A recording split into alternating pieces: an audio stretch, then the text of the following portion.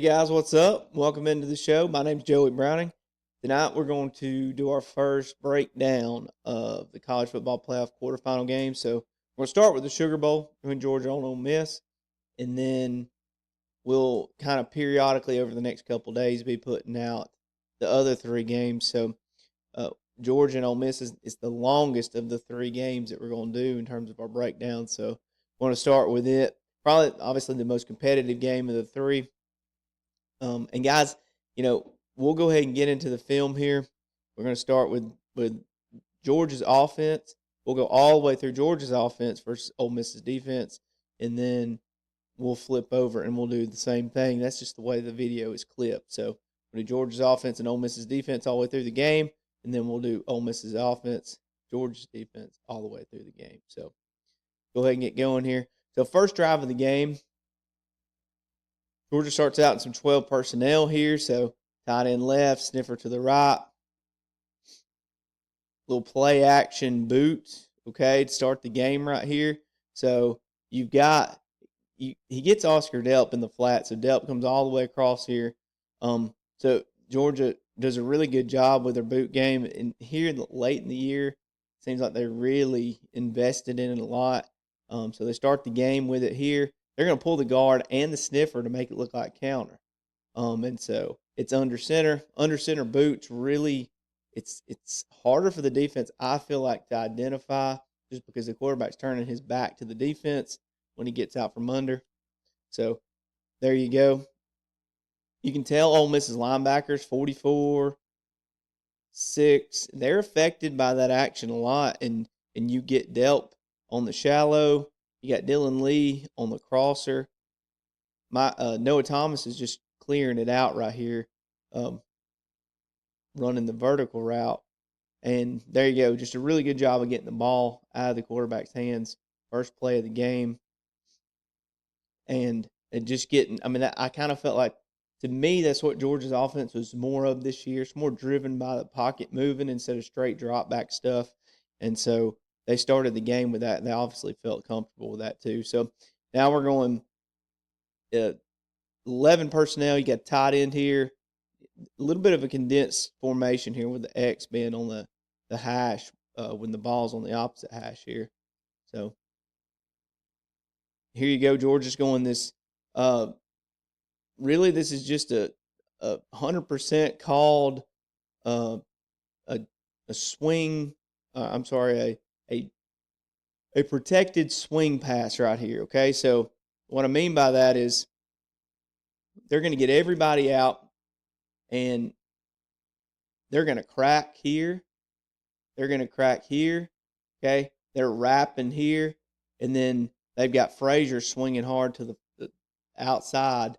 Not necessarily a flat route; it's a swing route, but they're blocking for it. They feel like they got numbers to this, and so it's it's a really good play, and it's something else to get the ball out of the quarterback's hands very quickly. And there you go. It's positive play. Frazier does a good job there of, getting upfield immediately. I think Noah Thomas's block could have been a little bit better there, but nonetheless, you get 6 yards on first down after you just picked up about 14 on the boot the play before. And this is easy for your offensive line, right? The quarterback's getting the ball out quick. They don't really have to protect long. You saw right there, Monroe Freeland, he actually cut his guy. So, that's the offensive linemen really like those kind of schemes because you don't have to do much, right, to protect the quarterback. All right, so here, second and 3. Second and 3 is a little bit more of a down where some offensive coordinators like to be a little bit more risky because hey, you can come back. It's second short, third and short. You can come back and pick it up if you don't like it. Georgia goes a spacing concept, which is basically like a curl flat deal here. They're going to go Delp over the ball. Okay, they're going to go flat with a number 2 guy, and they're running some people call this a mini curl. Okay, where it's about an 8-yard stemmed inside curl, and you're just trying to hit this space, and the quarterback's eyes are going to go 1, 2, 3. Okay, and so a lot of times you will have on the top side or the back side of spacing, you'll have some type of concept where the quarterback can pre-snap and get this out, and that's what they have here. Up top, you've got the vertical by Thomas, and you've got the flat route by the back. So if Gunner wanted to, he could look. He could, if he liked this stuff pre-snap, he could come over here and he could throw the flat now. Which honestly, the safety's kind of sitting there ready to rob the flat, so I see why he doesn't like that. His eyes go straight to his first read. Now, Ole Miss has done a good job here of covering, obviously taking this away, and this is something that Georgia's done all year. So tendency-based, a defense that they played is going to be ready for this and try to take that first read away. And now, if you're Gunner, this is kind of that thing. Some people see it as a knock on him. Here, it's a good thing he uses his legs and he gets out of there, right? Some people see it as a knock that, hey, he comes, his first read's not there. He's going to look to pull the ball down. He does that here and he gets out, okay? And honestly, it's a good thing here because unless he's just going to drive that ball to Dylan Bell right now on the curl, he's not throwing this flat all the way across the field, right? He doesn't have that type of arm. But I like his decision to use his legs here and get out of trouble, and he picks up the first down. So just an example there. Once again, not necessarily a safe call, but I feel like, they probably know that Gunner has the capability of making that decision, pulling that ball down if he doesn't like what he sees there. All right, Georgia going formation into the boundary here. So formation in the boundary just means, hey, the ball's on the left hash. We're going to put our receiver strength into the left hash. We got the X over here. Actually, this is the X.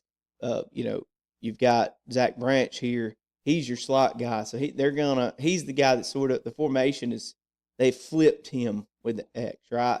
But they're going to motion him, and the X is going to eventually be the number one receiver here.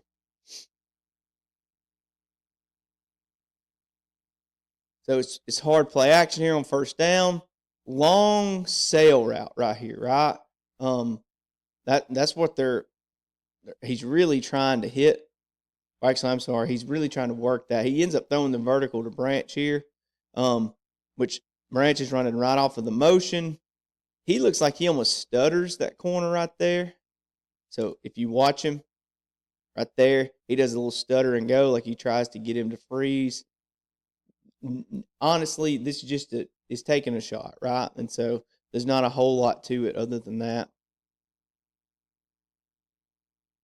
I mean, and that was the thing with Georgia's offense here, especially the last 3 games, really. Even the Alabama game, they didn't have a play longer than 19 yards. Georgia really struggled to hit those explosives down the stretch, and this game was no different, right? They really didn't hit those explosives, maybe like they had earlier in the year in some games. So they're trying to manufacture that right there. They're trying to create that early on in this game, and it's just not there. All right, so now you're about to 2nd and 10, and this is where Georgia's offense, obviously nobody wants to be in 2nd and 10, and you kind of get in trouble here. They're gonna throw the swing right here to Branch. Now, I don't think it's a bad decision. I think you've got the blockers. The safety's going to do a good job here of being aggressive, and he sees this action happening. He's going to get downhill. I think right now that, Branch has just got to do a better job here of, you're not going to score on this. Probably not going to get a first down on this. Sticking your foot in the ground and getting north-south instead of, because that's where your help's at, right? If he gets north-south right here, I think he's going to get 5 or 6 yards, okay?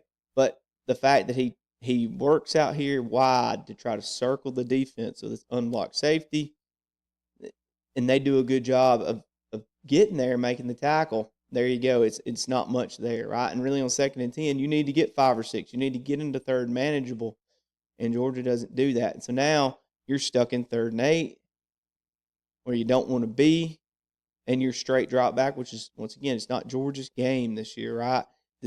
You don't want to drop back 5-7 step drop, going through a full 4 or 5 receiver progression.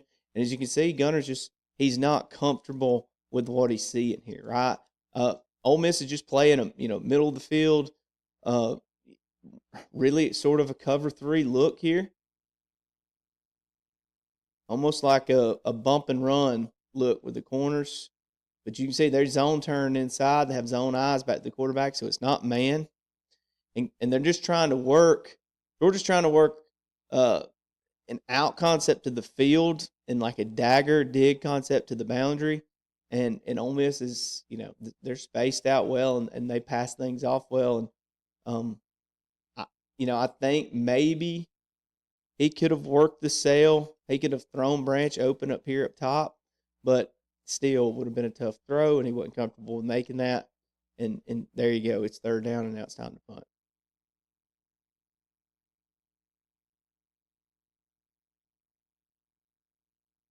All right, moving on next series for Georgia.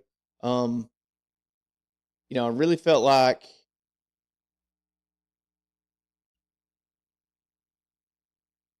so moving on here next series for Georgia. I really felt like they didn't uh Georgia didn't make a commitment to run the ball. I feel like their openers for the game, their scripted play calls, they were really trying to attack the edges of Ole Miss's defense with these perimeter screens, which is it's not a bad look right here, right? I mean, you have 2-on-2 low, all right. You're RPO in this anyways, right? And really Gunner's just he's really reading this guy, the third low defender, right? He's the guy that's responsible for Branch. So if he's unblocked, you don't want to throw this. But if he doesn't play Branch, then you throw it out here, right? That's the idea. He doesn't play Branch. He's tied to the box, so this is 100% the right decision right here. You got 2-on-2 low.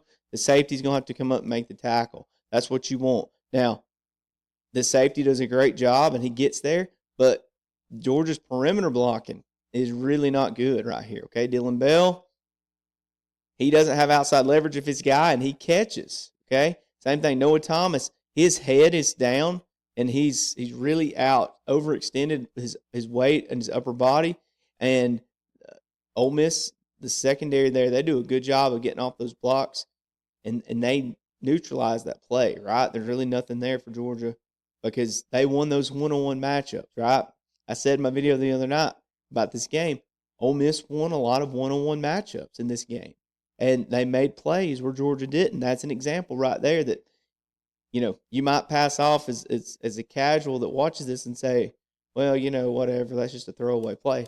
That's a 1st-and-10 drive starter right there that Georgia didn't gain any yardage. Now, here's Georgia's one running back run from the first 2 drives, and they're just going to run they're running power right here with Nate Frazier, and they get 6 yards, okay? So we'll show you an end zone copy. They're really pro left split, so that means they're 12 personnel. Tight end left. Your other tight end's the sniffer here. They're going to shift him across, and they're going to run power right here, okay? Really, I think based on the rules, Delp probably could have just blocked down to the backside linebacker, and you could have had Barbour go try to dig the end out, okay, get inside of him, and basically you could have had this, right? So that would have been your look, and then your front side linebacker is going to get blocked by the pulling guard right there. But instead, I guess based on the rules here, Delp blocks some man on him, this 9 technique right here, and so but it still works out.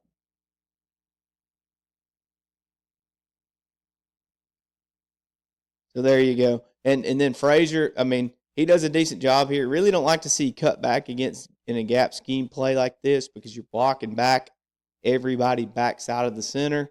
You really like to see him keep that front side if he could and just follow Glover right there. But, it still is a good run. The biggest thing is he hits the hole, right? He's downhill and he hits the hole hard.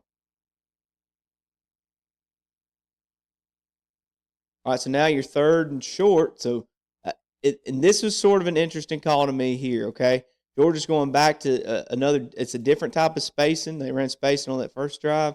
They're running spacing again here. They're just kind of running out of condensed, and you see there's that same MOB over the ball route by the tight end by Lucky this time, and it's there. Okay, so it's not that it's a bad call, but here's just one of your many batted balls in this game that really, really hurt Georgia in a lot of instances, and really kept them from sustaining drives and got Ole Miss's defense off the field. And you could tell Ole Miss is coached up. Like, their D-line was coached up. If they're not getting a rush, watch his eyes, read his eyes, and bat the ball down. So, like right there, he's not going to get there on the linebacker blitz. So his eyes go up, and he just knocks that thing down. And just, a missed opportunity, I think, for Georgia there. So Georgia comes back on his third drive. They've only got one running back run for 6 yards up until this point. So Georgia proceeds to rush for 67 yards on this drive, right? And that's really, this was kind of the drive of the night that probably made you sit up and say, oh, this is going to be a Georgia game now, right? They're going to run the football like this all night.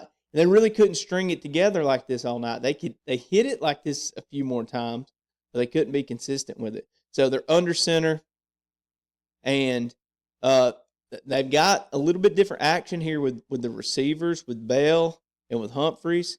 But all they're working right here, excuse me, up front, they're just working. They're just working duo, double teams all across the offensive line, and they've really just got Humphreys. He's just inserting. He's the extra guy, right? He's inserting for the first guy, unblocked right off of the called run. So right off of Barbour's butt right here. He's just looking for the first guy, which is going to be the safety there. So it's a really good job. You see those double teams. You've got double team here with your tight ends, okay? You've got double team here, okay? Double team there. And you're really just working. You got backside here. So Gaston's really working with the center there, Tolliver. And then you got your guard and tackle working together here for this double team.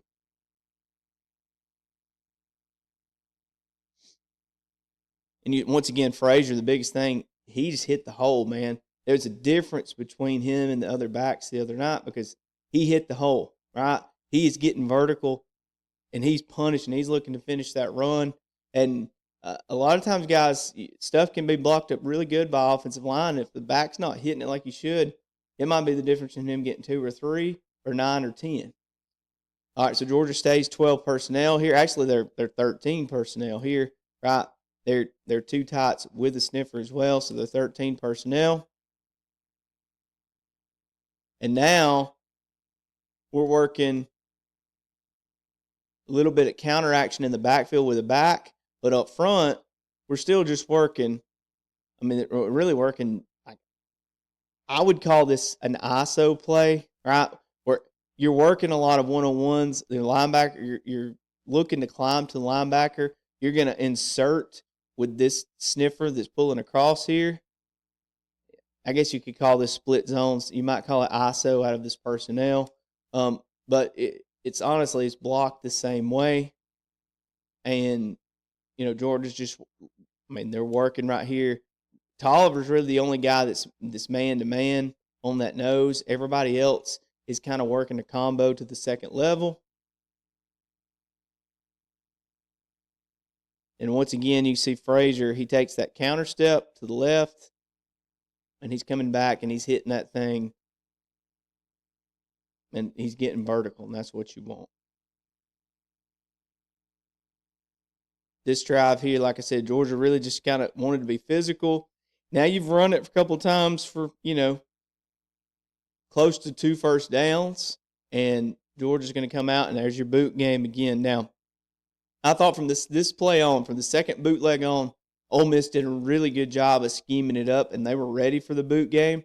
So right here, the backer is going to attach to the flat guy. They really got 2 on Colby Young, and Young is going to take it.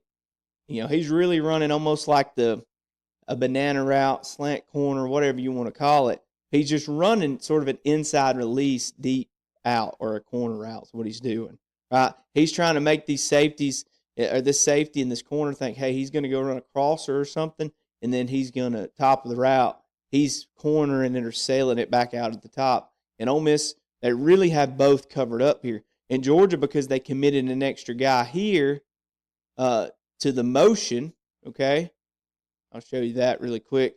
Right, Dylan Bell's going across from motion. They don't have, and they're going to attach the tight end left to the protection. I'm sorry, no, he's going to be your guy that's dragging across. Your sniffer here is not in the route, okay? Lucky's not in the route, so you're really only a two-man route here, so you don't have a crosser. So you've got a flat, and you've got the deep, the corner route, the deep sail, whatever you want to call it. And it's really covered. And this is one of the instances where Gunner decides to pull the trigger on something downfield that's kind of murky looking, and it works out. I mean, really, you can see all the white hats here around Colby Young. And Gunner gets that thing off, makes a good throw, and, there's a big play and you move the stick. So, but I thought Ole Miss did a really good job on Georgia's boot game. As much as Georgia's run it here lately, they were ready for it. All right, so this is a formation Georgia did a ton in the first game against Ole Miss. They didn't do it as much the other night for some reason, but tight end, opposite of three receivers. That's, and so really this is tough for a defense to determine if you're going to call the tight end strength or the strength of your defense to the tight end, you're also going to have to call it away from the three receivers. And, a lot of defenses now, especially spread offenses you see, you don't love calling your strength away from the field as well as the receiver strength, but you do want to call it to the tight end strength. So it can kind of mess with your defensive alignment, and that's why it's a good formation. Georgia right here is just going to work zone out of this, okay? And you've got these really your nickel here is detached away from the box. He can't come and fill on zone or help play it.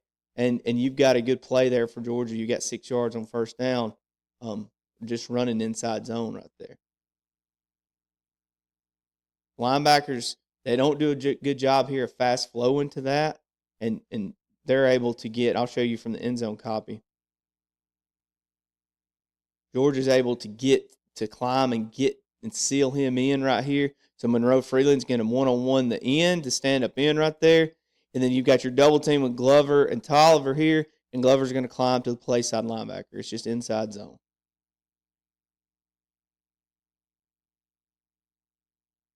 So Georgia's moving the football here. They're consistently running it. They're under center a lot. Here's another sort of funky formation by Georgia, almost like it's unbalanced. So you've got both. It's 12 personnel. Okay. I'm sorry. Actually, it's 11 No, it is 12. That's the other tight end right there, 23. I didn't recognize him right off the bat, but it's 12 personnel, but they're just squeezed in. Okay. And if you got Dylan Bell here, your receiver, he's trying to get, he's going to motion behind the formation here and give a little eye candy to the defense on that deep end around motion. And once again, all Georgia's doing right here is working inside zone, right? They're working split zone. So you've got Delp here. He's going to pull across the formation. And on split zone, you're not going to block the C-gap defender, okay? You're not going to block the C-gap defender backside.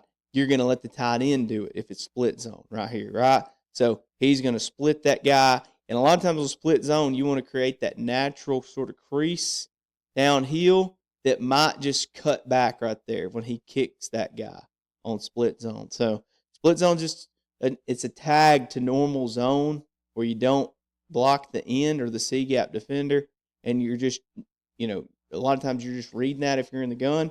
Well, if you're under center, you're not going to read it because he can't have his eyes. The quarterback can't have his eyes there. So now you're going to split it with the tight end coming across the formation right there. Once again, Frazier just did a really good job the other night in general of hitting things downhill. I'll show you from the end zone copy right here kind of how it hits. I mean, there it is, and there's your cutback, off of Delp's split block right there on the end man on the line of scrimmage.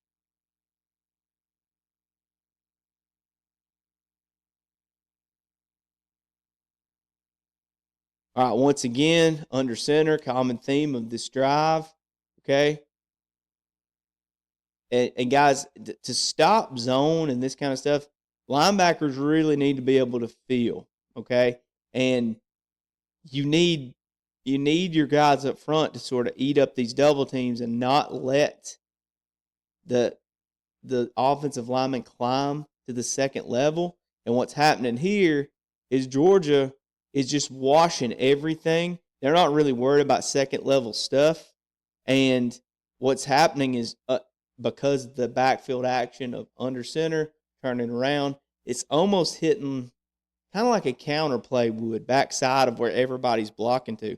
So here you can see Georgia's just kind of washing everybody down to the right.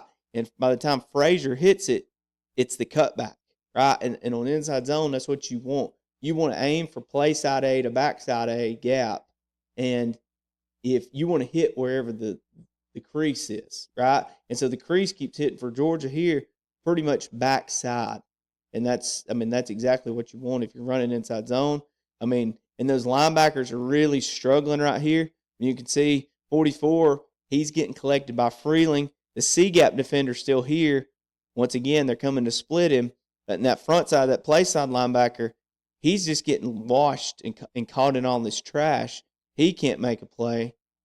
And you're really, by the time Frazier's got the ball and is hitting that thing downhill, they're really struggling with this. With this zone stuff right here. And so Georgia's really got something cooking. You can kind of see on this angle, they're just washing those guys down. And it's just a mass of bodies in there. And Ole Miss is really struggling at this point. You can see right there, Monroe Freeland, he gives number 6 a forearm shiver right there and just snaps his head back. At this point in the game, if you're watching this, you're probably thinking Georgia's about to impose its will on Ole Miss just because of the way they're running the football and how physical they're being right here. All right, so Georgia's going to do, you're going to get back in the gun right here. They show some counter action, okay? And Georgia's done this a couple times this year. Ole Miss actually ran this play, the first play of the game against Georgia in October. But they're going to run and make this look like counter. So the guard is going to pull to kick the end man on line of scrimmage, the C-gap defender. And normally on counter, the sniffer is going to pull and insert inside of that for the play side linebacker. But right here, what they're going to do is Delp is going to pull and get it in the flat, okay? And this is really this is an RPO is what it is. So we'll go ahead and play it here.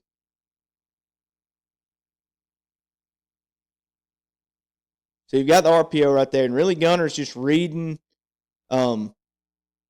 He's reading the action of really this play side inside linebacker, and you can tell right there they're all flying to get there. Like right now, there's your safety coming downhill to field. There's your inside linebacker, and Gunner really sees this and does an awesome job of pulling. And there's your cut right there. Once again, I thought he did a really good job of using his legs in this game, especially early on this kind of stuff.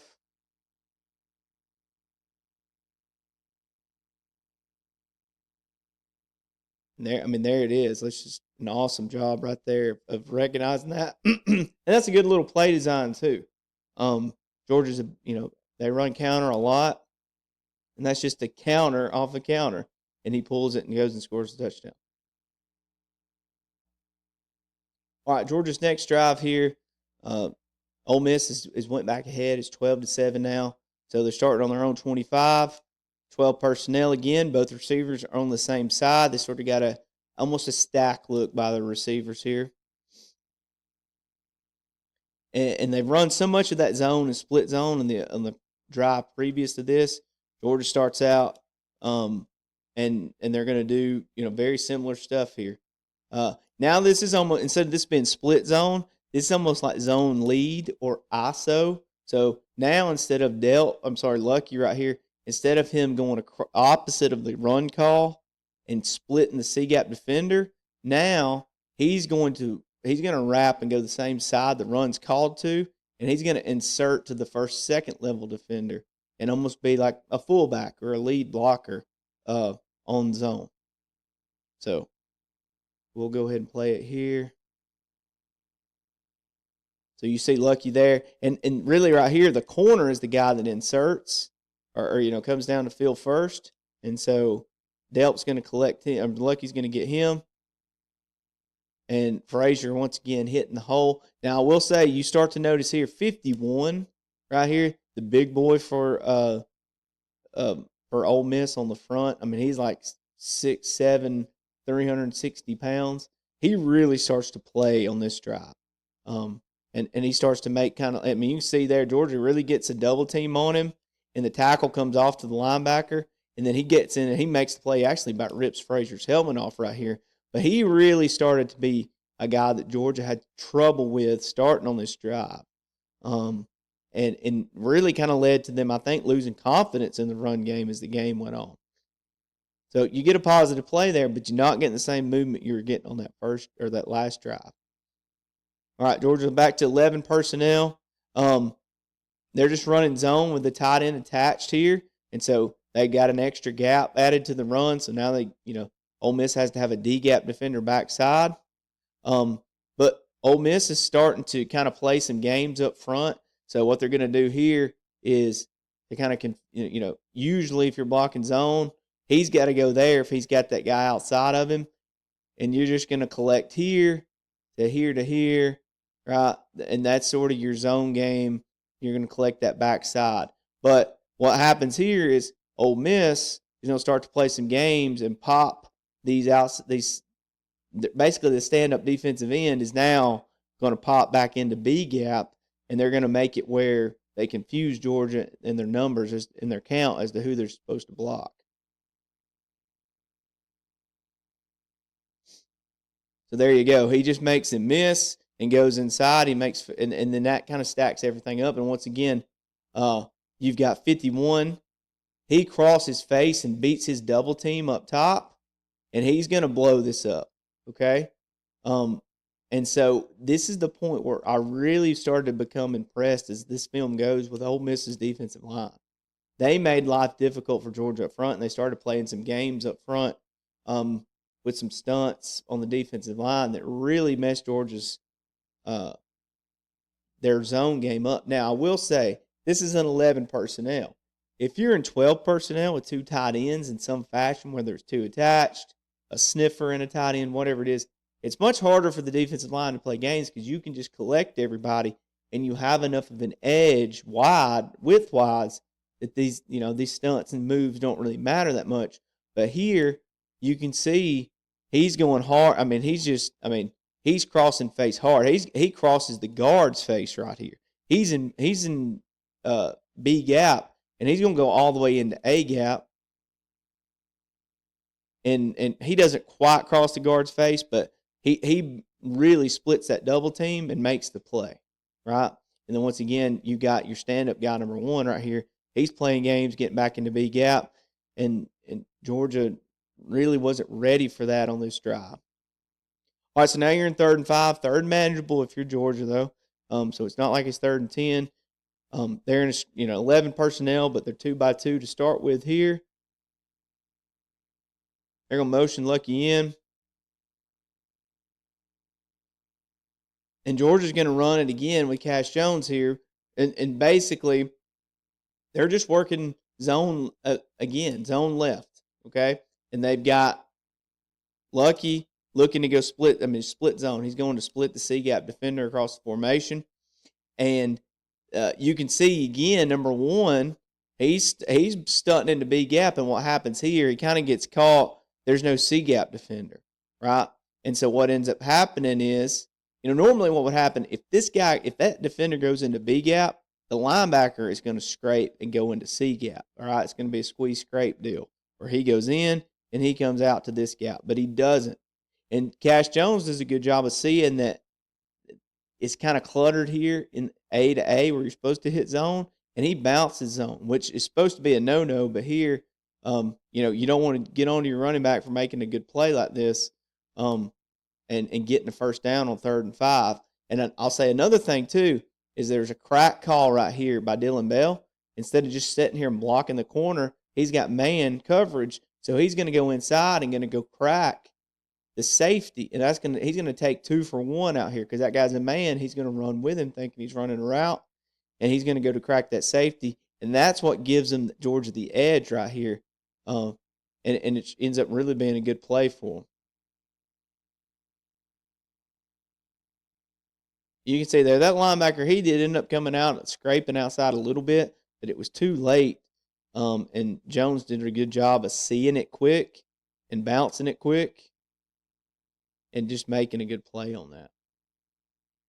All right, Georgia now back in that 13 personnel look from the last drive. There's 1, 2, 3 tight ends. Bell sort of in this kind of in between stacked kind of look behind the tight ends, and you're under center. And Georgia runs toss action off of this with Bell, kind of going opposite of it just to give some action. And right here, Georgia's just trying to pin the end. The guy that ends up really making the play, though, once again, is 51. Right? He's here. He's playing sort of head up, maybe a shade, head up the guard there, and he reads the back the whole way, right? And you see right here the tackle and 23, the tight end, they're pinning the end, but they're not really counting on this defensive tackle running wide, and there's nobody for him, right? And Georgia outside doesn't do. I mean, they really don't have numbers to block this. I think they're really counting on influencing because, I mean, you can see right here. I think Lucky's kind of confused as to who he's got. The tackle, they're running like a pin and pull deal, where he's getting outside and trying to get in front. He misses, and so this is really just a blowed up play altogether. But once again, Ole Miss's defensive front making plays, right? And it's not. I don't think it's a very. It's not a super sound design play in the fact that they've got blockers for everybody. They're looking to influence the defense with that Dylan Bell action opposite.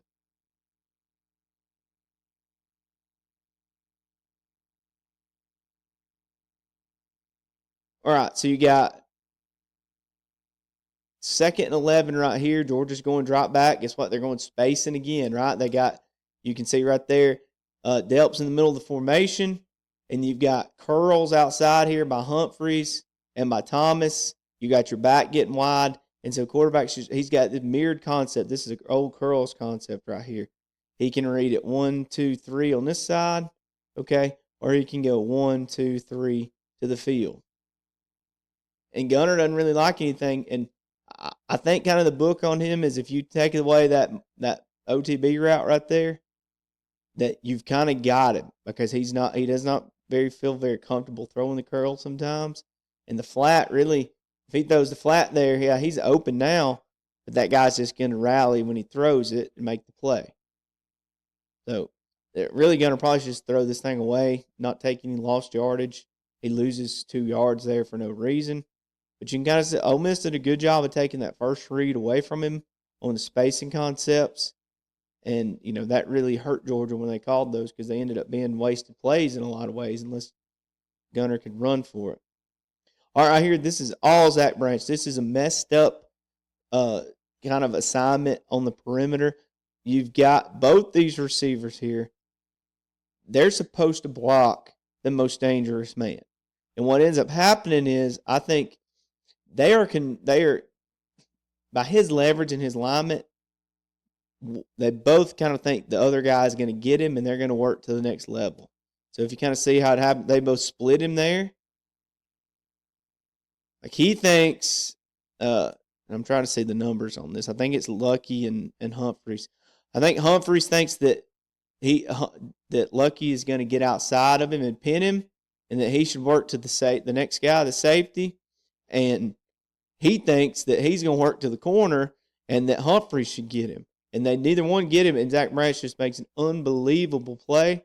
And this is why you get the ball in this guy's hands. You just see he makes the first guy miss. Then he's immediately upfield. He makes the second guy miss. And he gets the first down. That's all athleticism right there. They didn't block that worth a dang at all. It's the right play. It's the right call. But they didn't block it right. And heck, he just makes 2 guys miss and gets the first down on 3rd and 13. You just can't. if you're a defensive coordinator, you can't drop a defense any better to defend that than that. But all right, once again, Georgia here under center. You've got an 11 personnel look here. and they're just trying to work split zone once again. 51. I keep saying his name, right? I mean, he played an unbelievable game.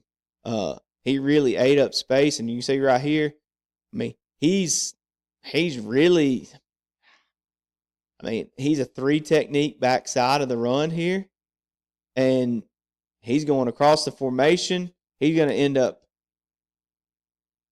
crossing the guard's face, and he just makes the play, man. Like, Georgia doesn't, I mean, right here, Georgia should really get double teams.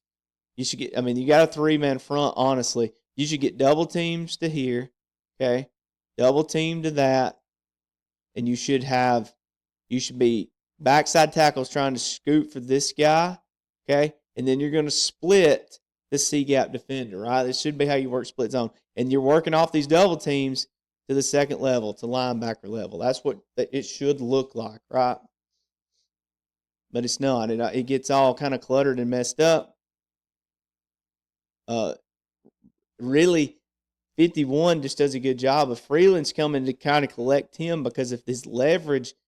He really just kind of washes him into the play, and then he just keeps going and goes and blows the play up, right? Now, what could happen here is Malachi Tolliver, right? He's double teaming. They're doubling the nose. 6 is not a factor. He could get eyes to this and see it and collect him as he comes across his gap, but he doesn't. Right? And that's the guy that makes the play. And what ends up happening, Juan Gaston eventually comes off on his linebacker.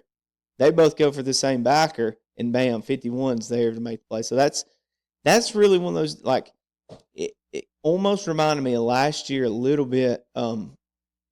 Georgia's offensive line, when it came to blocking zone, they sometimes got the count off. And that happens when you run zone, and teams, especially at this level of football, they're just going to play so many games up front with what they do with their front. It's going to be hard sometimes to get the count, and that's what happened. But 51, he just made a play, man, and he made a bunch of them in this game. So here you go, Georgia going back to their little their swing screen, right? Working the concepts. Or actually, they're just crack blocking, and they're doing the same thing they did the first drive where they threw the ball to Frazier. They're just getting it to him a little bit quicker here. Or I'm sorry, with a little bit different motion. So they're cracking, and he's wrapping around for the perimeter. I mean, this is a really good play right here. And all it is, guys, it's just a long handoff. It's just a long, I mean, they don't really have to block anybody but these two guys, right? And they're working the perimeter. He can get the ball out of his hands. The pass rush is not a threat because you're getting the ball out so quick. And Frazier, man, he just gets it, and he is north-south so quick. And, I mean, this was probably Georgia's, this concept might have been their best play all night, run the 2 times they ran this.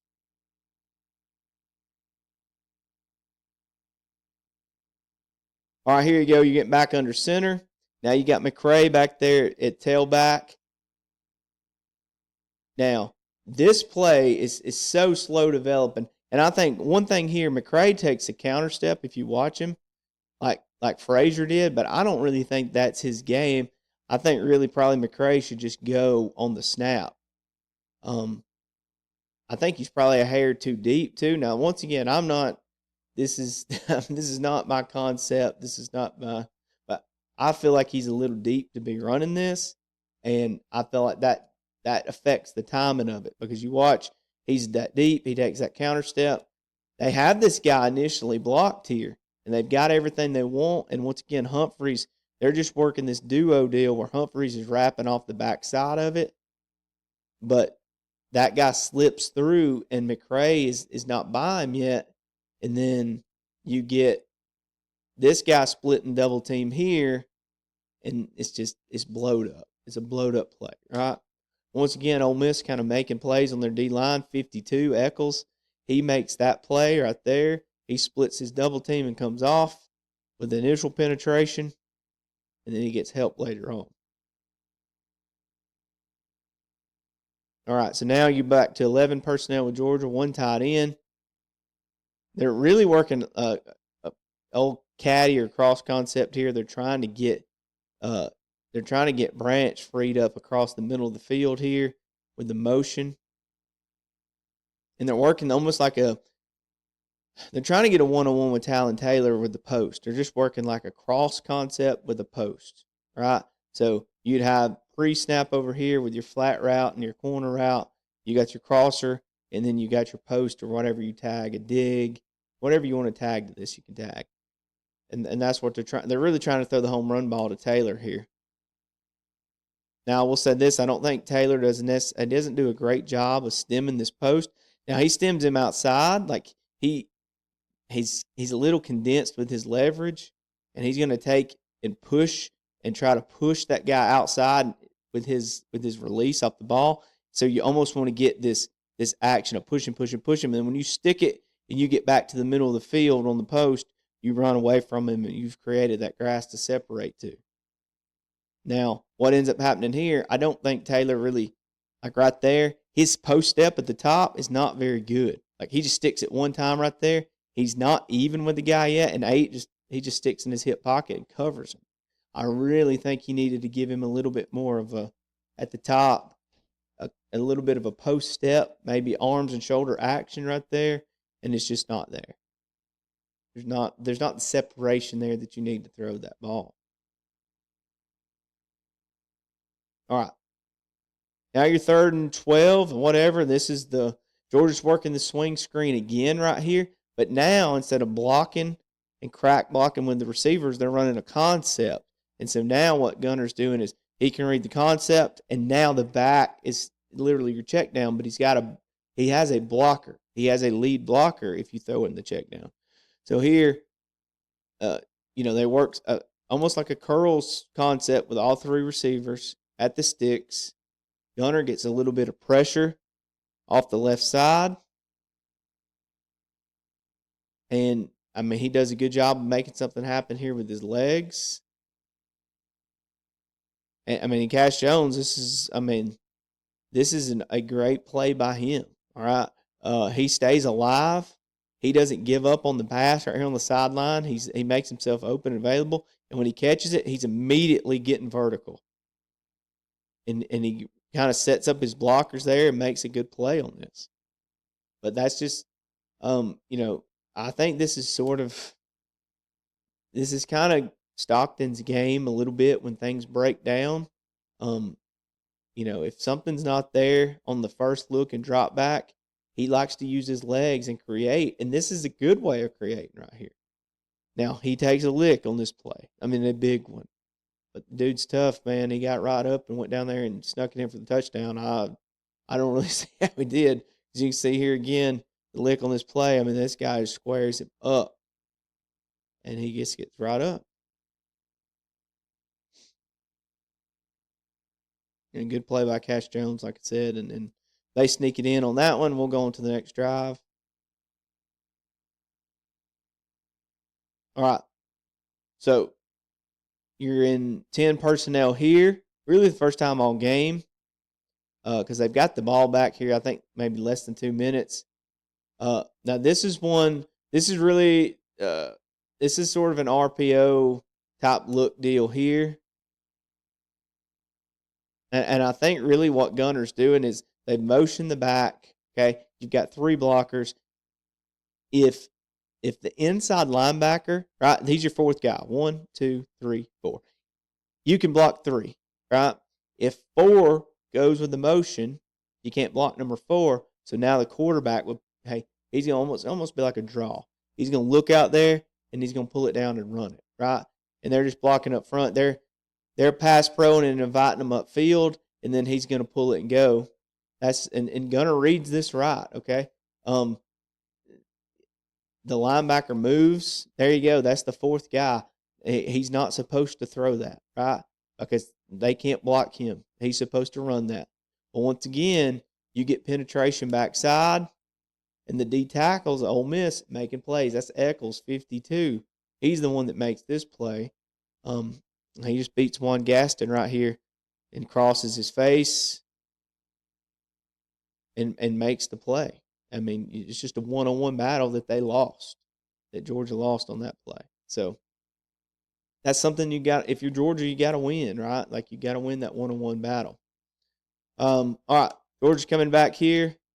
They're going counter. Our little RPO off the counter right here with Branch playing in the sniffer spot. So that's something they probably Ole Miss. I'm sure they weren't used to seeing, so I'm sure they kind of peaked up when they saw that. And I mean, they just do a good job right here of getting of Ole Miss. They have numbers really. This probably should have been handed off, okay, because they really only got one blocker. They can't block both of these guys. They're just trying to get the ball in one's hands down here. I mean, don't blame them for that at all. See what will happen. He does a good job there of just getting really back to the line of scrimmage. All right, so now you're 3rd and long. They're going to end up motioning here to like a tight end wing deal with Humphreys as the wing. And they're just running power off of that.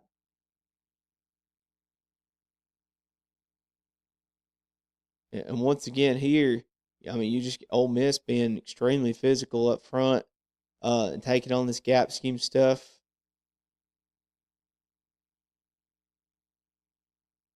I mean, right here, you can see they're getting bodies to the point of attack.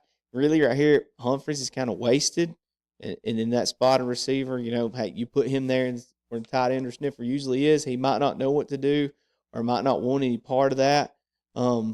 And really, you've got an extra hat here with 6 getting in there.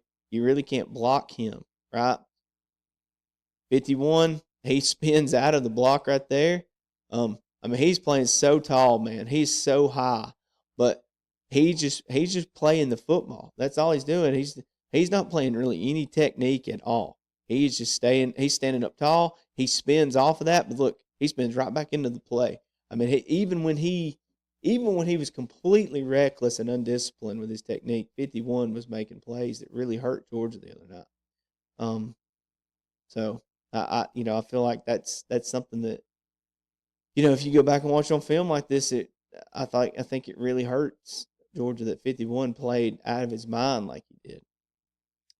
All right, y'all. So here in the second half, we're going to kind of hit some more situational stuff instead of every single snap. So, Georgia, this is their second drive of the second half, and they've made it down their 1st and 10 on the 39-yard line. It's 21-12, so Georgia's trying to build on their lead right here. So they're back under center. They're 12 personnel, and Georgia's trying to run that same duo concept, right, where they're getting these double teams up front, and they're using Humphreys again to kind of go, and they're using Bell as well to just add extra hats to this. Bell's blocking the edge. Humphrey's just going to insert right off the double team of the tight ends here, or wrap off of that. And this is where, once again, you start to see up front, Georgia kind of loses a little bit of its edge, like we had seen Ole Miss do those last couple of drives in the first half in terms of getting beat. So if you watch 5 right here, they got the double team on him. Okay, you've got that's so they're working a double team here with Delp and Barbour on 5, and he just does a really good job of beating the double team right here and splitting it. Barbour he comes off to get the safety. Honestly, if it's me, I'd rather him hold that double team and just let Humphreys come take the safety. I believe this is really a missed assignment right here, because what happens is now 5 is free to make the tackle, and you gain a couple yards maybe. Where if Barbour doesn't come off to get that safety, you got the whole point of attack blocked, and then you got something. All right, here. I think this is just a jet sweep. Okay, I don't know if there was some type of kind of a passing element off this. I know Bell does see that he's not going to get anything and throws it out of bounds. But once again, I think you see Ole Miss does a good job right here. They're just not getting out leveraged, and they're doing a really good job of getting over the top. The safety comes and feels okay, and Georgia really doesn't have a play right there. And I mean they're not getting this guy pinned. You got to get this guy pinned. And Delp, Green, Bowens, none of these guys get him pinned, and they don't really do a good job right there of setting that up, honestly. And I really think this is a missed opportunity for Georgia, because now you're sitting here, a chance to really take control of the football game and grab it by the throat, and you have some, sort of some misassignments there on 2 plays in a row, and now Georgia's trying to work uh, just a little a comeback here to bail into the boundary, and the problem is that the back, I'm sorry, the corner just never really bites on it. He never really takes it.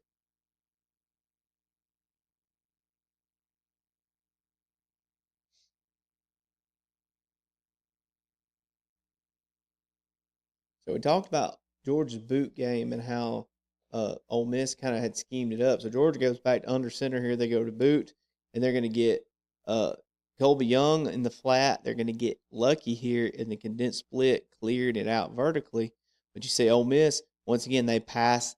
14 does a good job here. He passes off Lucky to the second level, and he realizes he's going to get the crosser coming from Young, right?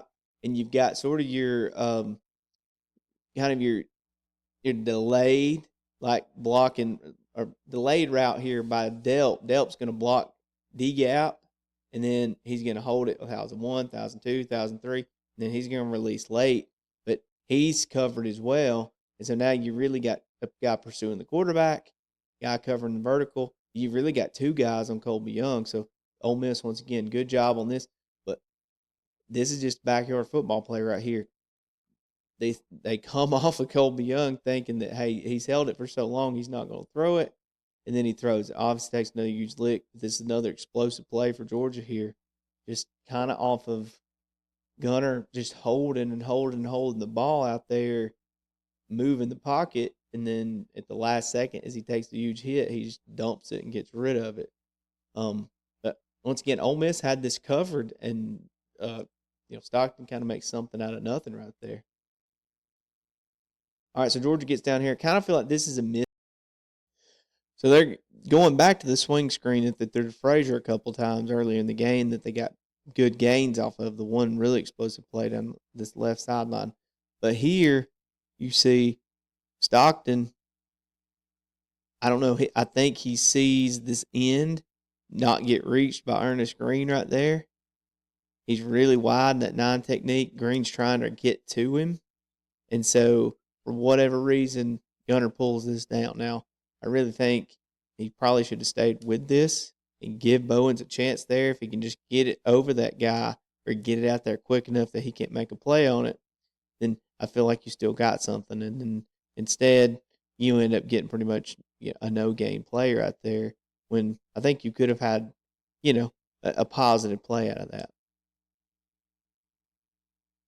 Second down, Georgia's going to play action again. They're really trying to flood this boundary over here.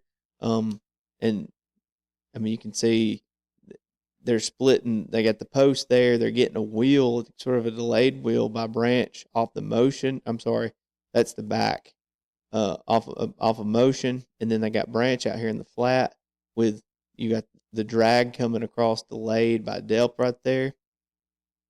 And they're going to Delp, but really, you look at what Ole Miss has done. They've dropped 8 right here, and when they drop 8, and they're dropping hard flow into the boundary as well, the corner can take the vertical, and then everybody else can kind of level out and set down from that. So you really don't have anything, because this is more of a concept that you would use if you were, if you're playing if they're playing a 4 down front here with the star to the field, you would think you'd clear the corner out, and then you could put pressure with the wheel and the flat, and then have the drag come in as well. But they sort of, Ole Miss disguises their coverage here, and really, they end up getting a safety rolling down. They get the inside backer, or so they get the end dropping, and they get the inside backer to the curl as well. And that really just kind of that messes everything up. He checks it down to Branch, and he actually doesn't make a bad play out of it. But that disguising right there by Ole Miss, it that really threw off what Georgia was trying to do on that concept.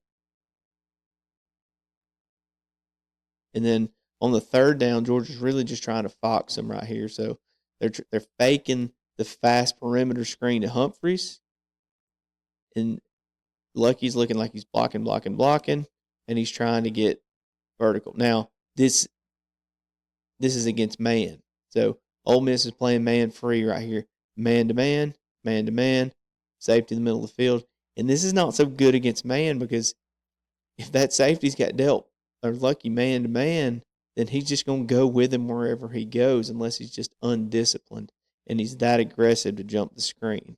So this is more of a play that would work against zone.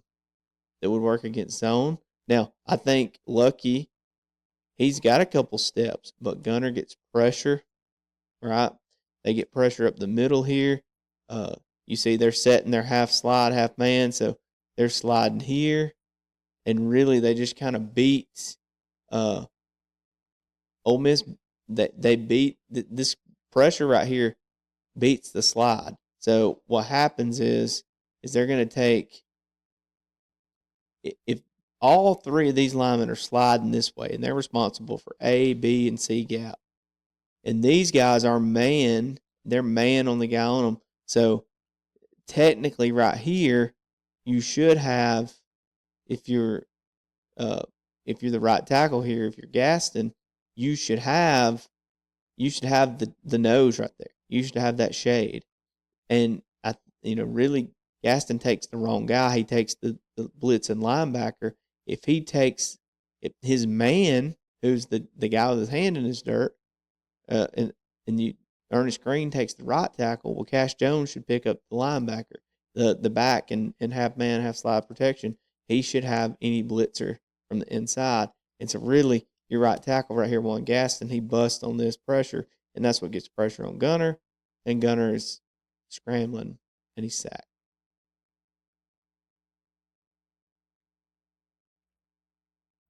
All right, so everybody wants to know about the 4th and 2 from the 33-yard line there in the fourth quarter.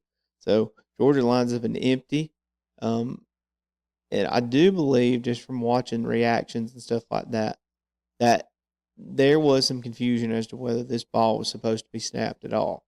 And especially if you watch the left tackle, Monroe Freeland, 57 right here, he doesn't react at all to the snap. He would definitely have the end in pass pro.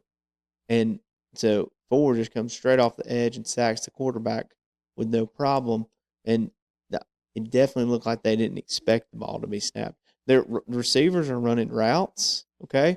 So it's almost like, yeah, they expect it to be.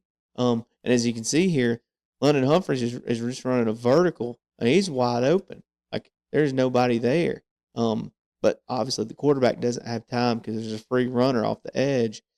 And you can see, from the end zone angle, especially like Freeland, he's sitting in there.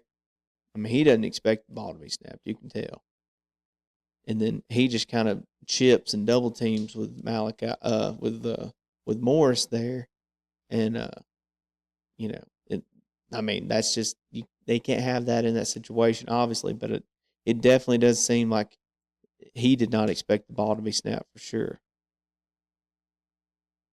All right, so the ensuing drive, Georgia's down by 10. We're just going to kind of hit some of those. Georgia, they've just got a first down. They're going to run a little bit inside zone right here out of 10 personnel. And you can see Ole Miss is running another stunt up front. They're twisting the nose and the tackle here. Georgia, actually, they do a decent job of kind of sorting this out. Now, what ends up happening is you see that the nose, when he twists into backside B, he's sort of, it frees him up, right? Because Morris washes the 3 technique across the formation, and then Tolliver ends up spinning back and picking this up. Gaston climbs to the next level, and really, you see here, this is almost like, this 10 personnel, look, it kind of cleans everything up. Now, I know Ole Miss they're up by 10 with like 7 minutes left here, but and so they're going to play this thing a little bit looser. But you can see here, this 10 personnel look kind of lightens the box a little bit for Georgia, and makes it a little bit clear there. And then once again, Frazier, man, just running like his hair's on fire all night long on these zone runs, just punishing defenders. So the touchdown to Zach Branch right here is just a thing of beauty. So you're going to get man free coverage, right? So you get your free safety right in the middle of the field. You can tell you have man here, and there's your tight end. Your boundary safety right there is man on him.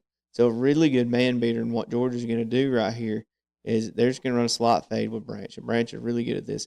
You're going to try to step on that defender's toes and make it where you have a two-way go, where he can't turn his shoulders. You don't give him any type of indicator where you're going, and then burst outside the numbers as you fade and just try to run away from him, separate from him.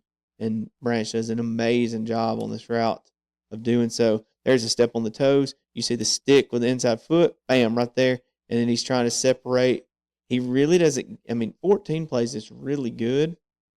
But you see right there the ball placement, and Branch is just. His ball skills are so good here.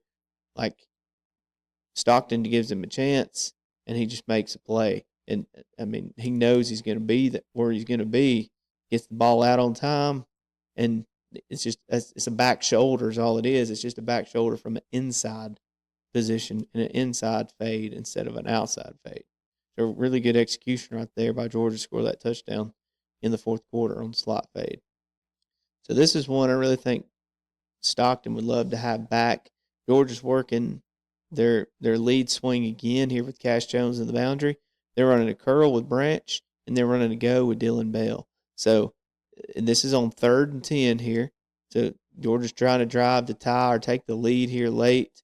And you can see Branch runs right into that open window. They're just playing sort of a cover 3 look here. And the curl is there. And also, if you watch up top, the corner gets a little nosy. And he busts coverage. And Dylan Bell is running wide open up the sideline. And Gunner, for some reason, doesn't pull the trigger on either of these, right? That is a huge missed opportunity. Not just to throw for the first down, but maybe the game-winning or go-ahead touchdown here late if he just sees that. So that's definitely a big missed throw that he has there. You see it from the end zone angle here. Protection is decent here too. There's a rush, but definitely no reason to check that ball down there on especially on 3rd and 9. All right, so the second down play and 2nd and goal here. Everybody, I've heard a lot of reaction to the sequence here at the end of the game for Georgia's offense about the 3rd and 4th down decisions here. But the 2nd down play, to me, is really the critical mistake for Georgia here. So Georgia's 2nd and goal on the 3. They're running split zone, which they've run all night, okay? Ethan Barbour is the sniffer.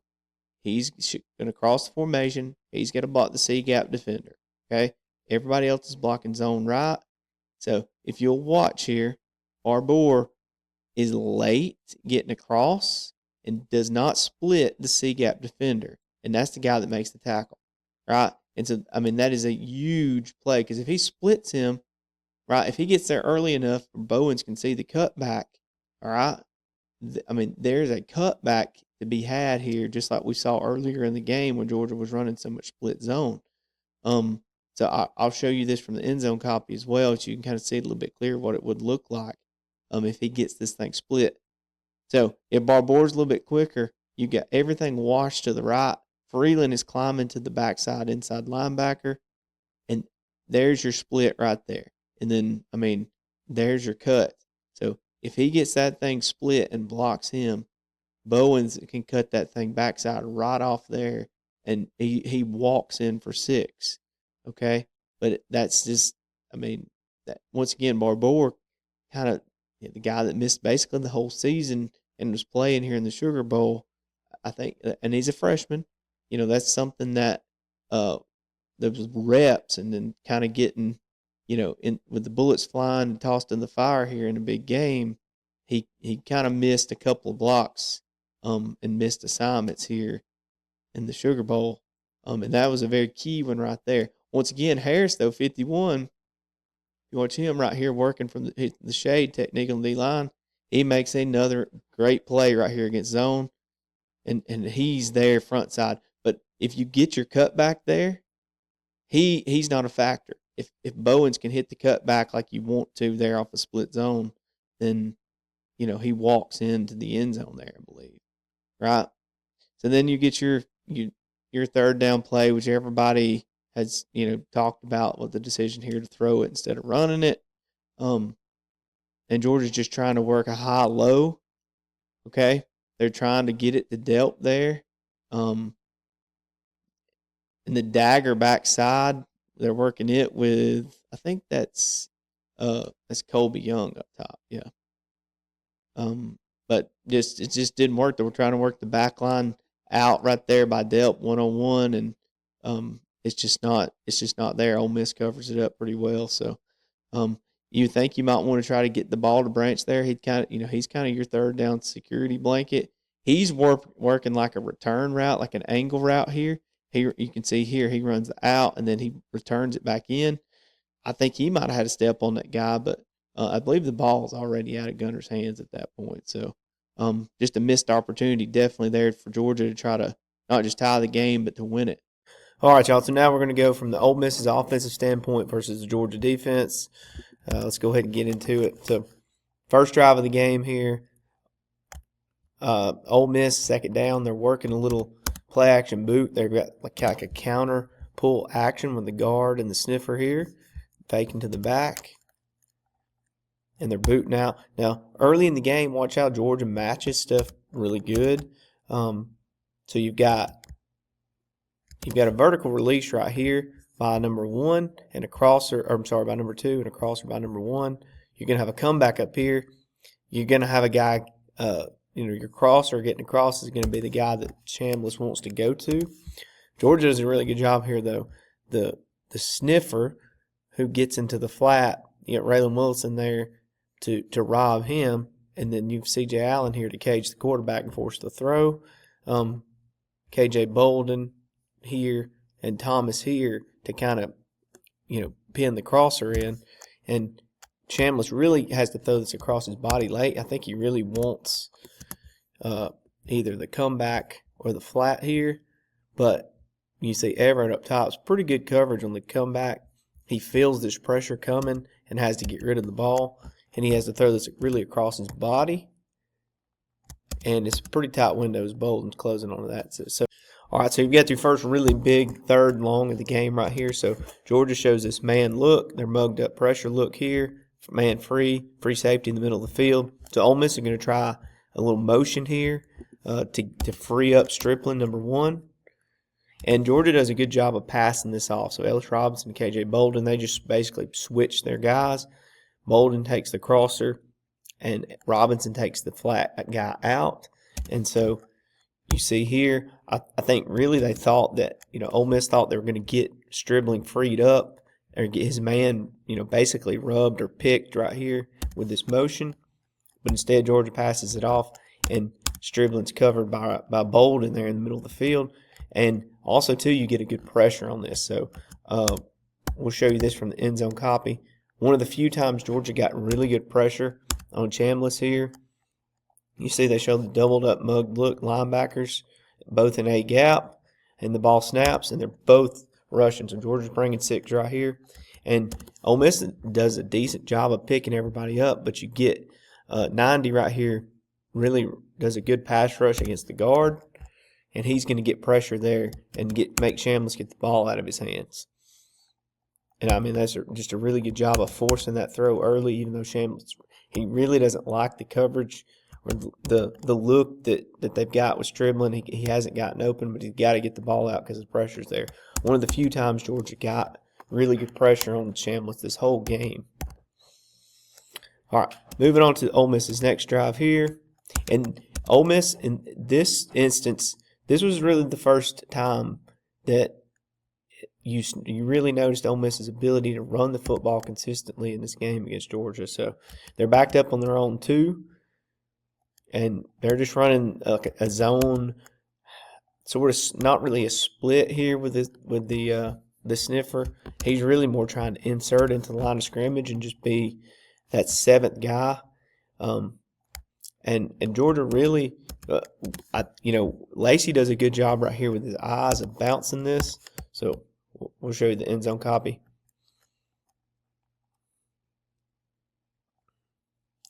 So right here, really, they wanted to hit the same side zone sort of inside here. And you see that the guard is climbing. He's a little late to get to C.J. Allen. And so Lacey sees that, and he just bounces this outside, and he just becomes an athlete. And he's going to pick up 8 yards right here. He could have stayed tight here and hit it in a gap, but C.J. Allen was there. I mean, he probably gets 3 or 4 yards before he's contacted, but bouncing it right here against really what you're taught to do running inside zone as a running back. You're taught to hit that thing inside in a gap, but he bounces it and it works out for him here. Georgia's really physical there at the end on the tackle, but Lacey constantly did this in the game. He didn't do anything just super explosive, but he was very consistent in getting positive runs for Ole Miss where they could commit to the run and keep it and kind of keep Georgia's pass rush at bay. Very next play, Ole Miss working very similar concept, working kind of a zone insert with the sniffer in motion. And you see Lacey again, he's just going to hit it. This time he's very patient. Georgia gets penetration right there with the tackle. And Lacey's able to fight the tackle off. And he gets outside this time, and he does have his most explosive run of the game. Lacey's just a really big, long, rangy back. And he's just really hard to tackle. So like right here, I mean, you can see it a little bit better. When they get hands on him right here, when Georgia does, you can see how like effective that stiff arm is. It's just really hard to get him wrapped up and get him on the ground because he is so long and rangy. Ends up getting a big play out of that. So once again, Ole Miss's run game early, especially, and I think it added up over the game. I don't think it was just early, but early in the game for sure, it's effective here. All right, Ole Miss going sort of a jet motion pass, play action pass of the jet 2 here, and they're trying to work a crosser, a wheel, and a kind of a double flat here, and just flood this whole side of the field. And so, but Georgia does a good job of kind of Bolden stays back, and he kind of makes this thing set up from the top down coverage wise for Georgia. You get linebackers dropping, and they force Chambliss to throw the lead swing here. So the swing motion guy has a lead blocker, and they force him to check it down. And Georgia does a really good job here of rallying when the ball's thrown. And Chris Cole goes up and makes that tackle right there, really for 2 yards. That's exactly why you want to defend that. You want to force the underneath throw, and then you want to go to defeat the block. And the guy runs from inside out and makes a really good tackle here. Show you this from the end zone as well. And you can kind of see Chris Cole's ranginess and how athletic he is. Just going and makes that play, runs to that near hip, and does it just textbook what he's supposed to do leverage-wise. I mean, it's just a really good play by Chris Cole. And once again, Georgia forcing the underneath stuff, and then doing a really good job of being physical and running to the football and making a tackle there, which I really thought in the first half of the football game they did a really good job of. All right, so now you're getting a straight drop back from Ole Miss here. You're sort of getting almost a double outlook up top, and you're getting kind of a curl flat to the field. Once again, Georgia's forcing the underneath throw here. Now the problem is here, Georgia forces the underneath throw. DeMelo Jones has got it. He doesn't do as good a job as Chris Cole did on that last play of coming up and making that tackle. And the back's able to get extra yardage. So he goes from 2nd and 8, and he picks up a first down right there, even though Jones contacts him, pretty near the original line of scrimmage here. And that missed tackle, against an offense like Ole Miss is huge because they're using the high percentage throws, getting the ball out of the quarterback's hands, and they're counting on you missing some tackles and maybe not bringing them to the ground immediately, and that's going to help them get upfield really quick. So, a missed opportunity there for Georgia to get them in a third down when they really should have. All right, later on this same drive, Ole Miss sort of using a funky formation here. It's unbalanced. There's no eligibles over here. They got a guy split out wide of this bunch here with the sniffer as well, and they're going to motion out of it. And they're just trying to run that same zone scheme. They're trying to run split zone right here, where he's going to go. 8 is going to go split the defensive end, right? And everybody else is blocking zone left. You can see right here, Georgia kind of plays to this tendency. There's nothing holding Dalen Everett here, the corner. There's nothing to hold him up top, eligible-wise. So they're going to be aggressive with him and let him go play the run. They figure this is some type of RPO, heavy RPO deal because you don't have any eligibles. You want to have an answer if Georgia overloads this side, and you're going to run the ball if that's the case. And so Georgia plays really good to that tendency. They bring Dalen Everett, and he's unblocked. He's an extra guy, and he's the guy that ends up being aggressive and makes the play. So a heads up right there by Georgia, just recognizing that tendency of that formation, knowing, hey, it's probably some type of run-pass option, because if Georgia overloads to this the strength of the offense, then Ole Miss has to have some type of counter back. They can't just run into that or throw into that look blindly. They have to have something coming back this way, and Georgia does a good job there of having Everett go and make that play. All right, so Ole Miss, they're here in basically a 10 personnel look. They're getting the X receiver here going in motion. You see Everett and man going across. Georgia's in man coverage over there. They're just trying this little it's almost like a little double slant, flat sort of concept that's good against man. And you can see why they like it. Everett's chasing Strickland all the way across the field. And so you're getting these guys running the slants, almost rubbing or picking Everett as he's trying to fight through this debris and get over here. And he does a really good job. I feel like the ball here is out just a little bit late. But Everett, just an extremely good play right here to beat that little pick play that they've got on there by Ole Miss. I thought Everett played a pretty good football game in this game. Obviously, he had the scoop and score, but a really good play there. All right, so Ole Miss comes out in the next drive, and they're going to do a little kind of trading of personnel here to end up being in a 2-by-2 deal with tight end left, twins to the right. And you see here, I think this was definitely a missed opportunity for Georgia. You can see Ole Miss and Chambliss, they're wanting this free access hitch right here to the X in the boundary. And Mendoza is walked up here, number 18, off the edge, and he's just going to drop in coverage. And Chambliss doesn't expect that. And, he's right there in the passing window. He just doesn't get his head around quick enough. Or he picks that ball, right? Because Chambliss doesn't even see him dropping. He throws it right to him. So a missed opportunity there for Georgia on something that they confused Chambliss on. Had an opportunity to get a turnover right there in the red zone, which, would have obviously been a huge play in the game. But just one of the missed opportunities there for Georgia's defense they don't capitalize on. So moving on here later in the first quarter here, Ole Miss trying to run a little bash scheme. So what bash is back away from a sweep, right? Or back away sweep. So you've got a back. You've got all these guys who are going to block on the perimeter for the running back, who are just running like a sweep, a direct outside handoff. And front side, you're going to have the guard and tackle pulling for the quarterback. And the quarterback's going to ultimately read the end man on the line of scrimmage, this guy right here. So here Chambliss is reading Mendoza. If Mendoza plays the back, Chambliss keeps it and follows the guard and tackle. If Mendoza does not play the back, then Chambliss is going to hand this one off. So that's how this is set up. So you see Mendoza, he really kind of plays, he squeezes almost. He doesn't play the back for sure. And Georgia doesn't have an edge here.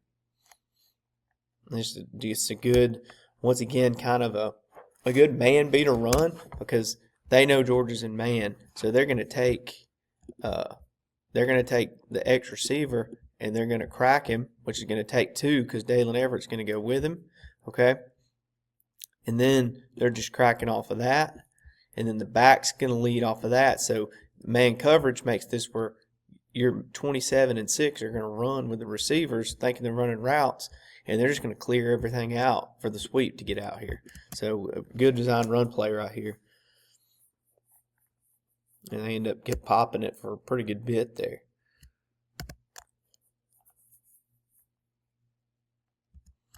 All right, Ole Miss in a double sniffer look here. Once again, trying to establish the run and have some play action off of that. You see here, Ole Miss is they're going to max protect this, 12 personnel, hard play action, and they're working a crosser where they're trying to get the slot across the field here, or actually he's the single receiver, he's the Z, and they're going to get a post over the top of it to try to clear it out, and you're hoping the play action sucks these linebackers up. And the receiver here, I mean, Shamlis does a good job of just getting this ball up.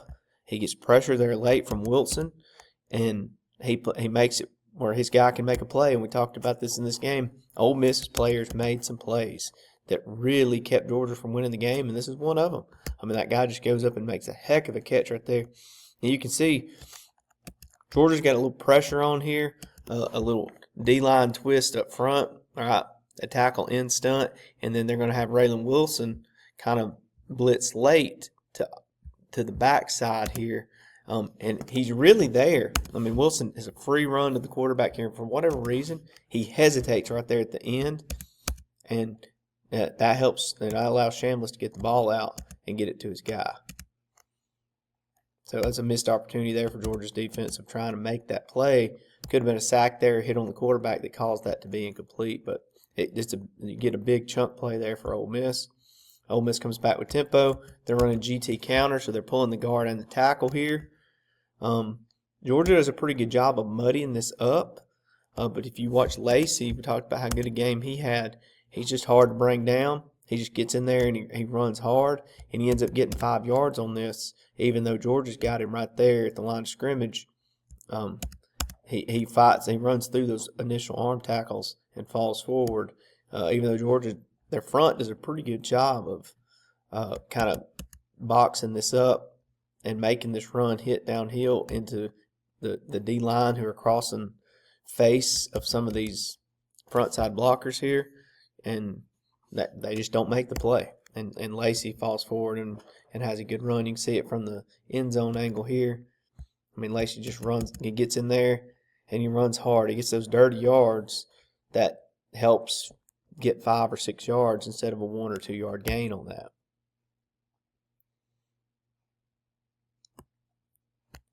All right, another hard play action here.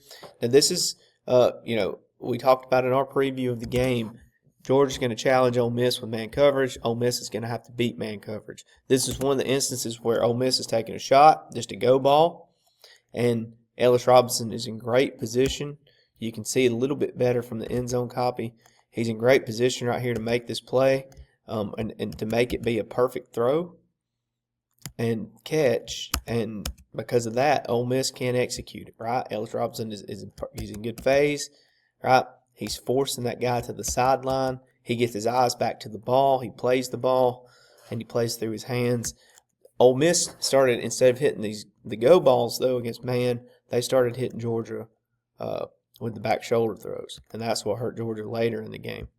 All right, so I mentioned they're going to challenge their man-to-man coverage. Okay, so you get man-to-man here. You're going to need another hard play action and a really good release off the ball by Stripling right here. So Everett's right in front of him. If you watch Stripling up top, he gives Everett, let's get to it here in slow-mo. So he gives Everett that jab step right there, outside back in, and then he sticks the inside foot to release outside. He fights through with his inside hand. He punches through Everett's shoulder to get his hand off of him, and then he's restacks him. He tries as hard as he can to just get over the top of Everett and not run into the sideline to leave the quarterback enough room to throw the ball. And Chambliss drops this ball in the bucket, outside shoulder, away from the defender, just like he's taught. If you watch, Everett tries to make a play on the ball, but the ball is thrown outside, and Stribling does a good job of protecting the ball and catching it outside to the point where Everett can't fight through it with his hands. You see Everett with his right hand try to slap through the ball, but Stripling has put it over his outside shoulder, and he protects it. He keeps it away from him there. Just a really good job executing that fade ball right there. Once again, one of those chunk plays that Ole Miss, when challenged with man coverage, they were able to come up with some answers against Georgia's man coverage. So, all right, so skipping ahead just a little bit here. Ole Miss second half here. Georgia gets a free runner on this one, okay? So it's a play action, and C.J. Allen's coming on a C-gap inside linebacker blitz here, and he's unaccounted for. He's not picked up at all in the protection. The back doesn't see him, okay?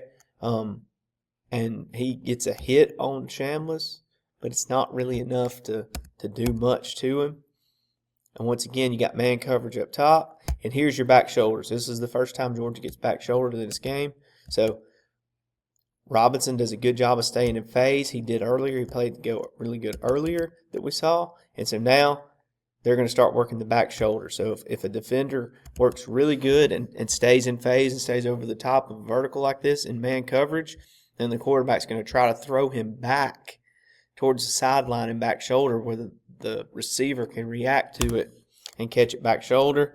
And, even though Robinson, you can tell, he does a really good job of contesting this ball, and he's right there, but the ball is thrown at a place and at a time, you can't really see it there, but where the receiver makes the play and just snatches it before Robinson can really get hands on it. So there you go with that was Ole Miss's answer, or one of their big answers to man coverage was they started throwing their back shoulder game, and they were really good at it, and especially in the second half.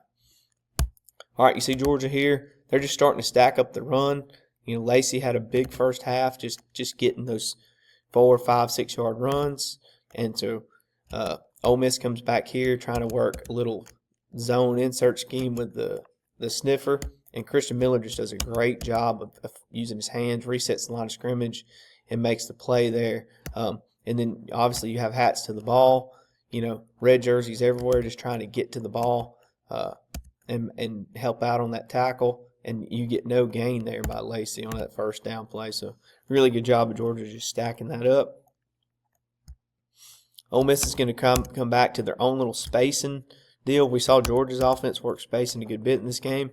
Ole Miss is just trying to get that over the ball route, and they've got some space into the boundary with these outs. You've got a back releasing. You've got a curl here, okay, and a good job here. Chambliss just gets that ball out. Georgia recognizes it. The two safeties here, Bolden and Dinkins, they're breaking, but you've got that free access, and it's quick. It's out of his hand quick, and you get 8 yards right there on a critical second down, 2nd and 10, when Ole Miss really needed it. You see how quick here Chambliss gets the ball out. Right, he's really decisive in that, and that's one of the ways that they worked quick game against Georgia. All right, so you've got a 3rd and short here. Ole Miss goes really funky formation. Basically, all 5 skill players on one side of the ball, and they're setting up this some type of quarterback RPO where the quarterback has a run option in here, or he can throw some type of perimeter game out here based on the numbers that the defense gives him. That's all that this formation can be. And so he likes the numbers on the perimeter. He's going to throw the fast screen to 19. And I'm not really sure why 5 is not trying to go block Ellis Robinson. But Robinson, he does a great job of recognizing this. He sees the quarterback turn to throw, and he just breaks right now. And he's the guy that forces it. And then you've got Raylan Wilson running inside out to help make a play, and Georgia's just there. Like, they've got, and really the way that Ole Miss blocks this, they kind of waste these two guys, the two outside blockers, because they could have easily peeled off on Robinson or Wilson there, but they don't. And Georgia just Johnny on the spot right there, just hats to the ball, flying around, and they force a 4th and short right there. Just a really good play by the Georgia defense, recognizing that and getting in on it. So 4th and 1, big play here. Ole Miss goes direct snap to Lacey. They got a jet motion, just trying to give some eye candy there. And up front, you can see they're basically, this is a wedge play. All the offensive linemen, we'll show you from the end zone copy. All the offensive linemen pinch in, right? They're trying to get inside, just get inside movement, win inside footwork to make movement right in the middle of the line of scrimmage. And right there, you get a reset of the line of scrimmage by 90. You get penetration right here between your guard and your tackle, and that's what's going to make this play for Georgia, right? Lacey probably could have squirted through right here, but 85 really gets pushed back into the hole, and that's what keeps him from hitting that. And then the penetration from this side is what slows Lacey up enough that Georgia can get in there and trash this up enough that they can have their edge players come off the edge and also get involved in this. So just a really textbook job of resetting the line of scrimmage by Georgia, fighting hard on these double teams by the center and the guard, and just making a pile that Lacey can't get through. Just great short yardage defense right there. That gets a big turnover on downs when you needed it. So, all right, Ole Miss coming back here, their next drive. We're getting a boot. Really good design right here. So they're getting the back. They're in a 2-back look here. They're going to put that back on the hide route into the flat. They're going to run off the corner who's in man, and they're just counting on these linebackers playing hard on the guard and tackle pulling. So once again, these linebackers are taught to read guards. You're going to get guard and tackle pull right there, and you see the linebackers go.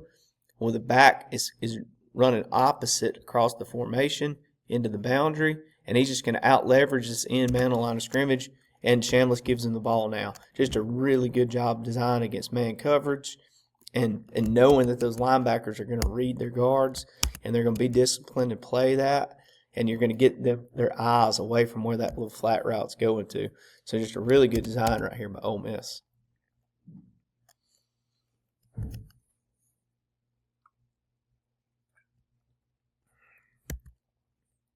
All right, later on same drive, Ole Miss running the same little, it's kind of a little zone deal here where they're going to have a blocker for the quarterback on the edge if he wants to pull it. You can see the back here opposite. He's working. He's going to go around the read key, and he's going to go to the next level just in case Chambliss pulls this.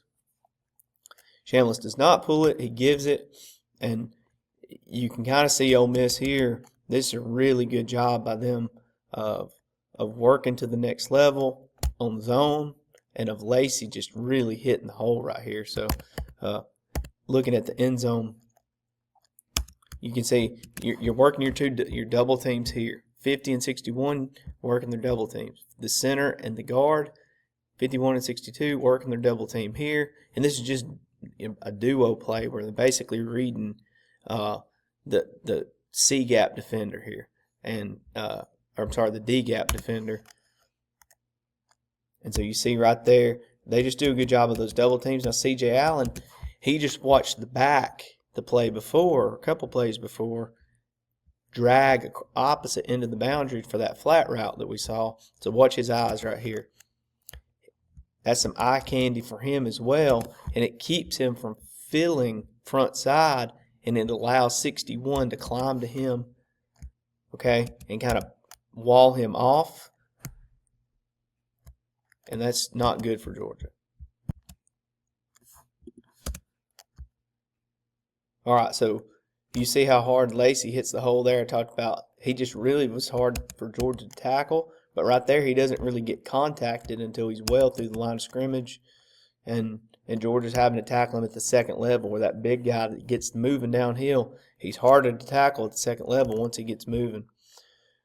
All right, Ole Miss going back to that same bash concept from earlier where they're pulling the guard and tackle for the quarterback, but they're blocking the perimeter for this running back sweep. And Shamlis is just going to read the end man line of scrimmage. He's going to read the C gap defender right there. You see the C gap defender? So the C gap defender is going to stick tight to the box. He sees that his tackle pulls right in front of him to go the other way, and he kind of squeezes that, right? Now, the one thing that Georgia does here that kind of messes this up, if you'll remember, they blocked this the same way. They're going to run the corner off because he's man. They're going to go basically crack the safety right here with number 2 and have that guy go because he's man. And they're going to try to get this lead blocker, Stripling, out here to block the edge. But C.J. Allen, he reads the run. His eyes are on the run. And he isn't really worried about the guard and tackle here. And he's going to make a play on this sweep. So he kind of goes and blows this up right you see there, even though he slips before he gets there. Stripling is kind of stuck trying to go block him there. And it causes Lacey to hesitate. And anytime you hesitate on the sweep, on the bash concept, it's going to be bad because it's going to allow those inside defenders who are supposed to be playing the GT counter that the quarterback would run, it's going to allow them to scrape out there and get on the perimeter. And so Georgia, C.J. Allen just making him hesitate there, it slows everything down to where the rest of the defense can get there and makes a really good play on that. So they played it much better that time than they did the first time that they saw it for sure. All right, Ole Miss getting in some 12 personnel here, trying to work the perimeter again. And once again, Georgia's just really good. Rayshawn Dinkins, this guy, 27 right here, he makes this play. Watch him reset the tight end. Bam, right there. He just resets the line of scrimmage and keeps the edge from being got by the sweep. And he just pushes him back. And now this guy's trying to run a loop to get around it. And that's allowing all these Georgia defenders from the second level and from inside the defense to scrape out there and get out there and help make the play. And they just gang tackle. So it's 2 really good plays in a row of Georgia tackling the perimeter where Ole Miss thought they had something. And Georgia just won some one-on-one matchups there and really shut it down. So a really good play right there by Dinkins, just resetting that line of scrimmage and forcing that ball to get further and further wide and not being able to cut up right there. So really good play by 27. All right, Ole Miss going pure drop back here. They're looking to work. They're working a cross concept with a backside dig. And so this is the 4th down. This is, Georgia really couldn't get home here. Georgia's trying to pressure Shamlis. And Ole Miss just does a great job of protecting here. Georgia is in man coverage back there with Bolden's just kind of sitting like the rat in the hole underneath everything. And if you watch Shamlis's eyes, he comes all the way across. So this is going to be his first read, his second read, his third read, his fourth read. Right here, the dig. The dig is going to be his 4th reading progression. His eyes, he comes all the way back across the field and hits the dig in the middle of the field. But Georgia just can't get home here. We'll show you the end zone copy here of the box. So Georgia's going to try pressure. You can see it's 4th and short. They're going to bring some heat. C.J. Allen comes A gap. Okay? And they're trying a little twist here with Chris Cole late. He's more spying Shamlis than he is anything else in case he takes off, but Georgia just can't get there. The end Russian C gap falls down, and Shamlis has a really clean pocket. You can see how close Chris Cole is to getting his hand on this ball when it comes out. Right there, I mean, it goes right by it. That would have been a huge play in this game. But there's the dig, and then the run after catch is really what hurts on this play because not only did they convert 4th and 2 around the 40-yard line, they're catching that thing, and he's running it inside the 10 before he gets tackled. Really good hustle play by Chris Cole. Watch him here. He's at the line of scrimmage trying to knock this thing down, and then he's the guy that makes the tackle. That just shows some really good hustle by him right there, running that thing down so it doesn't score. All right, so 4th quarter here, this is really the sequence of plays here where Shamlis really just goes off. So 2nd and 11 here. Georgia's got them backed up. They made a really good first down play. They're going to blitz the corner here with Everett. So they've showed this man look the whole game. How they're going to change it up a little bit, blitz the corner, have the safety roll over behind it, and give him a little bit something different to look at. And initially this works, okay? So because it's a straight drop back, then he doesn't really have a hot right here. He doesn't have a way to get the ball out of his hand now. The initial protection is not bad, but the protection is going to eventually break down up top with the tackle right there. Okay, he's going to force Chambliss back. Once Chambliss is kind of wheeled back to try to get out to his right, he runs into that right there, and he's just going to flip it to the back here. And Lacey, you can see he just does a really good job here. He's in protection, and then he just leaks out late and makes himself available. And just an amazing play right there by Chambliss. Just really hard to defend that if at all been able to defend it, because you've got the perfect kind of call on right here, and he just makes magic out of that moment right there. You can kind of see here from the end zone copy, Georgia's got everything they want. They've got everything covered up in the back end, dropping zone, and they blitz the corner. They're kind of caging him in here. They're not going to let him break the pocket and escape to throw it. And they've got him pinned in from both sides, and he's just going to make a circus play right there and flip it underhanded to his back for the check down. So just an unbelievable play. All right, so very next play, another circus play here. Georgia's showing a blitz look again. They're showing a man look again. And once again, Everett is going to blitz off the edge here. All right. This is 3rd and short. I think it's about 3rd and 4. And once again, Ole Miss does not have a hot. So Everett's fresh, hard off the edge. There's no hot route that Chambliss can go to right now to get the ball out. Okay? And so he's got to hold the ball, but Everett is unblocked. He's a free runner. And the thing that hurts Georgia here is once this play breaks down, and Chambliss is so far retreating to his right, and Everett obviously has help front side, he should take a deeper angle here in case Chambliss kind of loops this back. And that's exactly what's going to happen. He's so aggressive trying to get there, but he has help, right? And Chambliss is going to loop this thing back, as unorthodox as it is, and run back away. And anytime you get that happening with the defense is out of its rush lanes like that, then there's open grass for the quarterback to retreat back to. And now you're going to have that once again. You've got Lacey out there making himself available, all right, as a check down after he's been in protection. Okay, he's been in protection. So you watch Lacey here. He's been in protection, and now as the play develops, he's going to leak out, make himself available for the quarterback, and he gets open, and he makes a heck of a catch right there. Georgia does a good job of coming and hitting him right now, but once again, Lacey is so good at keeping his feet and being hard to bring down, and he gets enough to get the first down there, and it really hurts Georgia right there. 2 plays in a row, they could have easily got off the field and executed the defensive play call to a T, but they just did not make the play on Chambliss, and they allowed him to get loose and improvise and make a play and get his back the football. And that's really ultimately, once again, Ole Miss players making plays in this game that really hurt Georgia. All right, so now you're going to get the next play action. Okay, Georgia gets good pressure here, right? They get pressure up B gap. They beat the guard right there, and the thing here is Chambliss just does a really good job of moving in the pocket, right? Watch him there. He feels that rush, and he moves to his right. He doesn't just panic.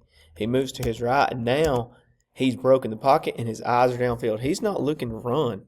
He's looking to throw, and that's when he sees Wallace peel back and do the scramble drill right here to the sideline deep and turn this into a corner route basically.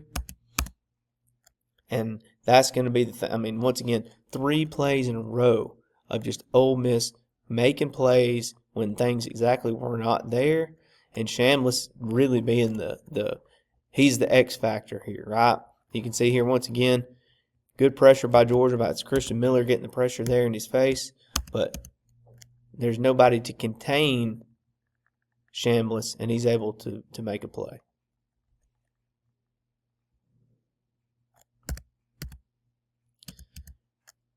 All right, the rest of this drive here, once again, there's that little play action boot to the boundary with the back going across into the flat. Really good pull right there by Shamlis and getting that ball out quick before Georgia can react to it. You see Everett, he's reading like he doesn't have any pass threats because there's no eligibles over here. He's just going to be aggressive like he was earlier when he made the tackle for loss. But there's a guy sliding out of the backfield right there. And Ole Miss is using tempo as well here. All right, so moving a couple heads of play, or a couple plays ahead here. So it's second and goal here for Ole Miss. They're just running the same type of zone insert scheme where they're inserting the sniffer. And you can see how much better push they're getting here with the offensive line. And once again, Lacey just does a really good job. This time he does have a clear kind of lane to run through there with his zone in a gap. And he just really runs hard behind his pads. I mean, he's contacted there about the 4, and he just runs and leans, and he's so freaking long and lanky and rangy that he's able to score right there. And just does a great job of keeping his feet moving. Ole Miss offensive line, they're doing a great job of getting movement here on Georgia's front, and just finish this drive with an exclamation point. All right, the 2-point play. Shamlis again, just balling out of his mind at this point in the game. So they're going to go empty, and they're going to work a little man beater concept here where they're trying to get, they're just trying to create a natural rub here and get the slant right here by Wallace, number 2.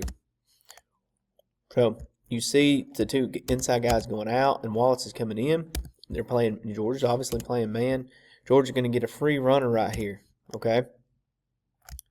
You got, it's Chris Cole. He's going to blitz C gap from the inside linebacker spot, and he is freaking shot out of a cannon. He's right in Shamlis' face. Shamlis is falling back.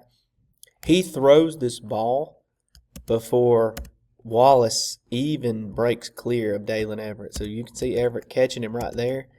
The ball is out of his hand now, and he just throws it back inside, and he trusts his receiver to make the play. And it's almost an undefendable play because you've called a perfect blitz into this. You've covered it pretty good up here, and you've got pressure right in his face. You've got a free runner. You've got it covered. You've got exactly what you want. But once again, this whole drive was just Ole Miss making play after play after play, and Trinidad Shamlis making play after play after play. And that's really, ultimately, that's what wins Ole Miss the game is number 6, just playing and making plays like this and trusting his receivers to get open and make plays for him. All right, once again, first play back here. Ole Miss is working a hard play action. They're pulling a guard to kind of show run, okay, but this is a play action.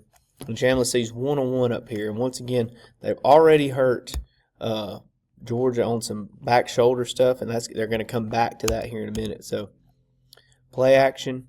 They got exit motion there. They got like a post wheel concept, and they're getting the tight end. They're clearing everything out. They're going to leak this tight end across the field right here. They're just trying to clear out with these routes. And that's exactly what they do.